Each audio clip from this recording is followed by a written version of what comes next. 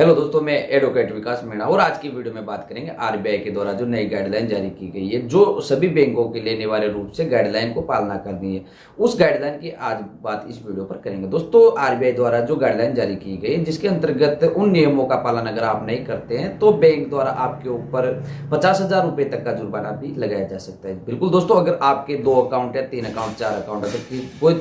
आपके 4 अकाउंट या 5 अकाउंट कितने भी अकाउंट है और अगर वो बंद पड़े हुए हैं और उस पर अगर पैसा नहीं है और आपने जो आरबीआई द्वारा जो गाइडलाइन जारी की गई है, अगर उसकी पूर्ति अगर आपने अपने बैंक खाते में नहीं करवाई है तो आपके ऊपर भी जुर्माना लगाने का प्रावधान है। और अगर आरबीआई की गाइडलाइन के अनुरूप कोई भी अगर बैंक चाहे तो अपने कस्टमर के ऊपर 50,000 रुपए तक का जुर्माना लगा सकते हैं। तो दोस्तों, आज की वीडियो में बात करेंगे जो आरबीआई के द्वारा जो नई गाइडलाइन जारी की गई है उस पर क्या क्या प्रावधान किए गए और क्या क्या बदलाव किए गए। क्योंकि अगर कोई भी अगर इन डॉक्यूमेंट्स की अगर पूर्ति नहीं करवाता है तो उसके ऊपर 50,000 रुपए तक का जुर्माना लगाया जाना स्वाभाविक सी बात है। तो कोई भी बैंक खाते में अगर आपका अगर कोई बैंक अकाउंट है और कहीं अगर आपकी शाखा है जहां पर आप नहीं जा पाते हैं या आपका खाता बंद पड़ा हुआ है तो उसको आप बिल्कुल बंद करवा दिए। ऐसा नहीं है कि आपका जो भी खाता खुलवाया है आपने तो उस पर थोड़े बहुत पैसे हो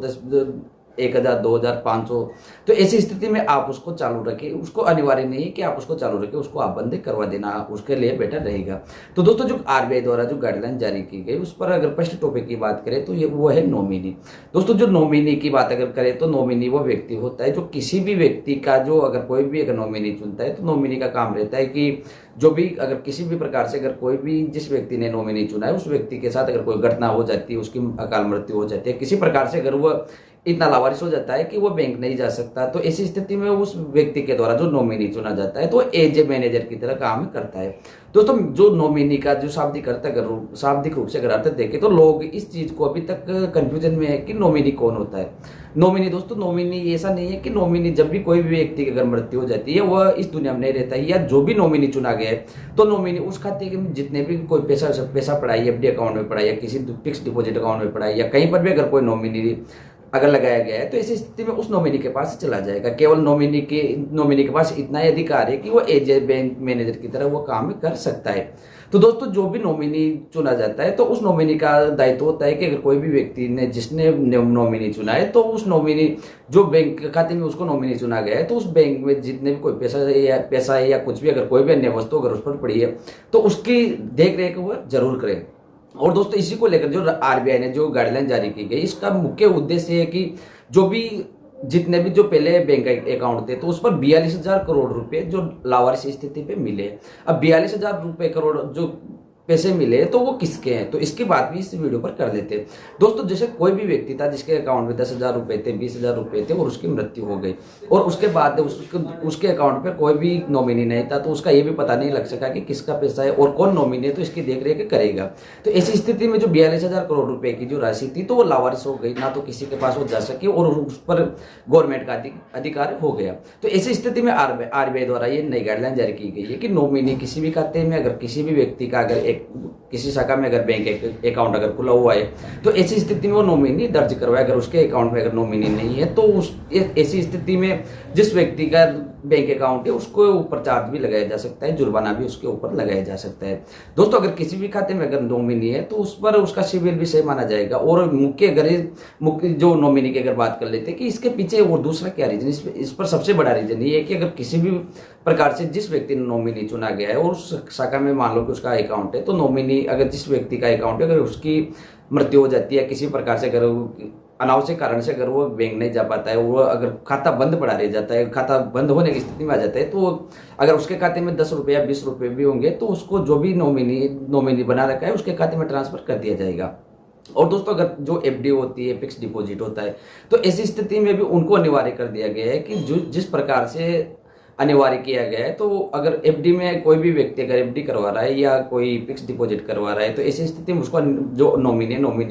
भरवाना अनिवार्य कर दिया गया है। और इसकी डेट भी फिक्स कर दी गई है कि किस दिनांक तक इसको कंप्लीट करवाया जा सकता है। इसके बाद भी आप इसको कंप्लीट करवा सकते हैं कि लेकिन जो भी डेट दी गई है उसकी बात आगे इस वीडियो पर करेंगे। और दोस्तों, अगर किसी प्रकार से अगर आप लोन लेना चाहते हैं तो लोन लेने में भी आपको बहुत बड़ी समस्या का सामना करना पड़ सकता है, क्योंकि अगर आपके बैंक अकाउंट में अगर कोई भी नॉमिनी नहीं है तो आपको बैंक अकाउंट से जो भी आप लोन लेना चाहते हैं वो लोन नहीं मिलेगा, क्योंकि आपके पास नॉमिनी आपने कंप्लीट नहीं करवा रखा है। अगर आपको लोन लेना है या आप किसी भी प्रकार से अगर कोई लोन का अगर फायदा उठाना चाहते हैं, आप होम लोन लेना चाहते हैं या पीएल लेना चाहते हैं, किसी प्रकार से अगर आप लोन लेना चाहते हैं, तब ऐसी स्थिति में आपको सबसे पहले जाना है बैंक, और बैंक जाकर आपको नॉमिनी अपडेट करवाना पड़ेगा। नहीं तो हो सकता है कि आपकी कोई भी अगर आप फाइल लगा रहे हैं, बैंक के लिए फाइल लगा रहे हैं, लोन के लिए फाइल लगा रहे हैं, और उससे पहले आपकी वहां पर अगर आपका रिकॉर्ड देखा जाएगा तो रिकॉर्ड में अगर आपके नॉमिनी नहीं है तो आपकी फाइल को वहीं से रिजेक्ट कर दिया जाएगा। और दोस्तों अगर किसी भी खाते में अगर नॉमिनी है तो नॉमिनी होने के बावजूद अगर कोई व्यक्ति का डिफॉल्ट हो जाता है तो उसको डिफॉल्ट अब साबित नहीं किया जाएगा, क्योंकि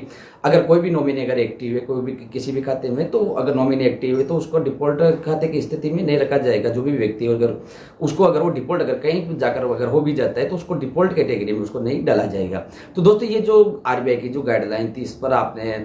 इस चीज़ का ध्यान रखना है कि अगर आपके पास अगर कोई बैंक अकाउंट है तो उसका अगर कहीं पर अगर हो सकता है कि उसका मिसयूज भी हो जाए, तो आप बेटर रहेगा कि उस बैंक अकाउंट को आप बंद करवा दें। क्योंकि अधिकतर मामलों में आजकल ऐसी स्थिति बन रही है कि जो साइबर ठगी वाले होते हैं, जो क्राइम करने वाले वो लोग होते हैं, तो वो देखते हैं कि कोई शून्य पड़ा हुआ अकाउंट जो बंद नहीं है, तो ऐसी स्थिति में उस अकाउंट को टारगेट करते हैं और उसको हाईजैक कर लेते हैं। उसके बाद उस पर कोई अनावश्यक रूप से किसी का पैसा डाल देते, कोई गेम का पैसा डाल देते, या कहीं से जो 2 नंबर की कमाई होती है तो उनका पैसा डाल देते और बाद में जाकर उसको विड्रॉल कर लेते हैं। लेकिन उसकी स्थिति जिस व्यक्ति का अकाउंट है उस व्यक्ति के ऊपर उस चीज़ की ये आ जाती है कि ये अगर आपने जो पैसा डलवाया या पैसा आपके पास आया वो पैसा कहाँ से आया है। तो ऐसी स्थिति में आपको जो बैंक ने जो नए नियमों में बदलाव किया गया है, तो इसका मेन रीजन भी यही है कि जो अगर आपके पास अगर ज़्यादा बैंक अकाउंट है तो उनको आप बंद करवा दें, जिससे कि आपके ऊपर भी जो भी साइबर ठगी है तो साइबर ठगी होने से आपको बचाया जा सके। तो दोस्तों ये जो जानकारी थी, ये जानकारी आपको समझ में आई होगी, क्योंकि इस जानकारी में जो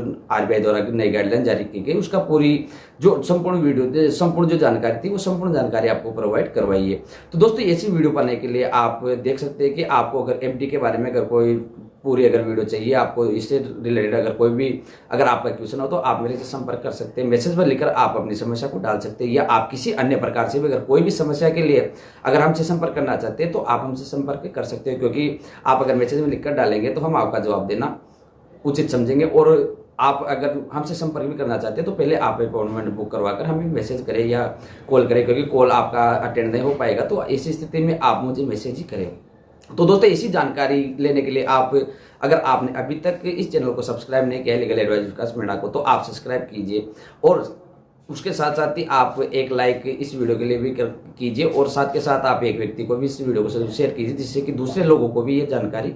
मिल सके। और दोस्तों इसके साथ साथ ही मैं आपको बता दूं कि जो भी अभी तक की डेट जो नॉमिनी दर्ज करने की किसी भी बैंक अकाउंट में अगर आप नॉमिनी दर्ज करने जा रहे हैं तो उसके लिए 31 मार्च लास्ट डेट बताई गई है। और उसके साथ साथ ही आपको नॉमिनी अपडेट करना है, क्योंकि 31 मार्च को भी बैंक खुले रहेंगे। और इसके बाद अगर आप हो सकता है कि इसके बाद जो भी डेट है वो डेट को बढ़ा दिया जाएगा, लेकिन आपको अनिवार्य रूप से इस नॉमिनी का जो भी ऑप्शन है आपके पास उसको अपडेट करना है, जिससे आप अगर लोन भी लेना चाहते हो तो उस पर भी आपका फायदा मिलेगा। और अगर आप कहीं पर आपको अगर सिविल स्कोर है तो आपका सिविल स्कोर भी इससे अगर कंप्लीट अगर आपका नॉमिनी का कॉलम अगर कंप्लीट रहता है तो आपका सिविल स्कोर भी इससे ग्रो होएगा, और साथ के साथ ही आपको पॉइंट भी इस पर दिए जाएंगे। तो दोस्तों ये जानकारी आपको कैसी लगी आप एक कमेंट करके जरूर बताएं, और मिलेंगे ऐसी जानकारी के साथ, ऐसी लेटेस्ट जानकारी के लिए। और किसी अन्य प्रकार की अगर आपको कोई जानकारी लेनी हो तो आप मेरे संपर्क जरूर करें। दोस्तों मिलेंगे अगली वीडियो के लिए, जब तक के लिए जय हिंद, जय भारत, जय संविधान।